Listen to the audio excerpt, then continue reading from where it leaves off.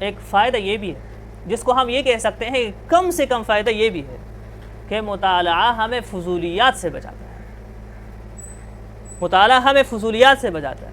وہ فضولیات ہماری زبان کی بھی ہو سکتی ہیں، وہ فضولیات ہمارے ذہن کے اندر افکار کی بھی ہو سکتی ہیں۔ آپ جو مطالعہ کرنے والا آدمی ہوتا ہے اس کو آپ کبھی غیر سنجیدہ گری ہوئی باتیں کرتے ہوئے نہیں دیکھیں گے۔ اس کے افکار کے اندر صفائی ہوگی، ستھرائی ہوگی، وضاحت ہوگی۔ تو کم از کم فائدہ یہ ہے کہ یہ مطالعہ ہمیں فضولیات سے بچاتا ہے، اور یہ جو کم از کم بات ہے یہ اہم بات ہے۔ کیوں؟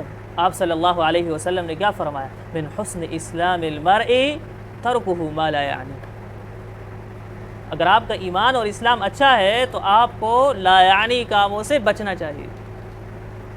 باقی لا یعنی کا اشتغال بہت خطرناک ہے، بہت خطرناک ہے۔ ابن قیم رحمۃ اللہ علیہ کی کتاب الداء والدواء میں آپ دیکھ لیں کہ فضول میں اشتغال، لا یعنی کے اشتغال کیا نقصانات لاتا ہے۔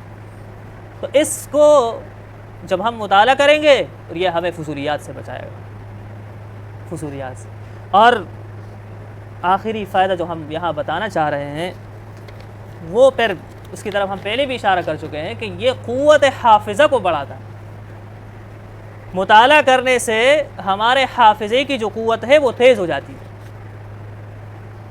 یہی وجہ ہے کہ جو جتنا مطالعہ کرتا ہے آپ کہیں گے اتنی باتیں یہ آدمی کیسے اپنے ذہن میں رکھ لیتا ہے۔ ہر موضوع پر آپ سوال کریں گے وہ آپ کو جواب دیتے ہیں۔ ذہن میں رکھنے کا ایک ہی علاج ہے مطالعہ، مطالعہ، مطالعہ۔ اپنے ذہن کو تیز کرنے کا کسی حکیم کے پاس پیسے لگانے کی ضرورت نہیں ہے۔ حکیم کے پاس جائے، مطالعہ شروع کر لیں، انشاءاللہ آپ کا حافظہ تیز بھی ہو جائے گا، اور جس چیز کو آپ ذہن میں بٹانا چاہتے ہیں، اصل چیز تو حافظہ کا تیز ہونا نہیں، اصل چیز تو یہ ہے کہ ہم دل و دماغ میں کسی چیز کو رکھنا چاہتے ہیں، وہ آپ کے دل میں بیٹھ جائے گی، وہ آپ کے دماغ میں بیٹھ جائے گی۔ اور یورپ کے اندر مختلف جو صحت کے ادارے ہیں انہوں نے اس پر باقاعدہ تحقیق کی ہے، اور اس تحقیق کے بعد پتہ چلا ہے کہ واقعی مطالعہ ذہن کو بڑھاتا بھی ہے، حافظہ کو بڑھاتا بھی ہے اور بچاتا بھی ہے۔ جو آدمی مستقل مطالعہ کرتے ہیں بڑھاپے تک اس کا ذہن وہی رہتا ہے۔ اور آپ کے سامنے بہت سارے ہمارے علماء کرام ہیں، 60 70 سال 75 سال، ہمارے تقی عثمانی صاحب کی عمر 80 سال شاید ہو گئی یا قریب ہے، لیکن باتیں جب کرتے ہیں تو یہ چیز ہے کہ مطالعہ ہوگا تو ہمارا ذہن تیز ہوگا۔ پھر جب ہم مطالعہ کرتے ہیں تو پھر مطالعہ کی بھی مختلف قسمیں ہوتی ہیں۔ مطالعہ ایک مطالعہ تو نہیں ہوتا نا، ایک مطالعہ ہم وہ کرتے ہیں امتحان کے دنوں میں ہم کتاب پڑھتے ہیں، الگ مطالعہ ہے۔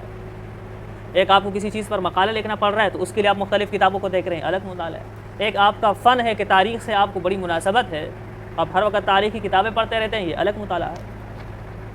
تو ایک مطالعہ کی جو قسم ہے وہ اس کو آپ کہہ سکتے ہیں القراءۃ السریعہ، القراءۃ السریعہ، تیز تر مطالعہ۔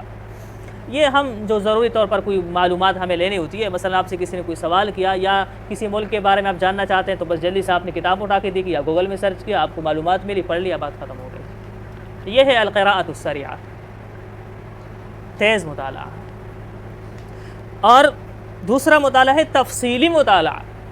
تفصیلی مطالعہ یہ ہوتا ہے کہ آپ کتاب پڑھتے ہیں اور اس کے ایک ایک لفظ پر سوچتے ہیں اور پھر معنی پر سوچتے ہیں، اور مصنف جو فکر آپ کو دینا چاہتا ہے، جو معلومات آپ تک پہنچانا چاہتا ہے، اس میں آپ عمیق گہرائی کے ساتھ سوچتے ہیں۔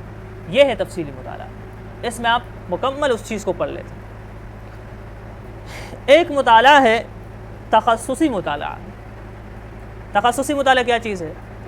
مثلا کسی کا موضوع فقہ ہے، اب وہ مستقل اپنے اس فن کو، اس علم کو اس نے اختیار کیا ہے، اس پر وہ کتابیں پڑھتا ہے، یہ اپنے تخصص کا مطالعہ ہے، اس کا اختصاص یہ ہے کہ وہ فقہ۔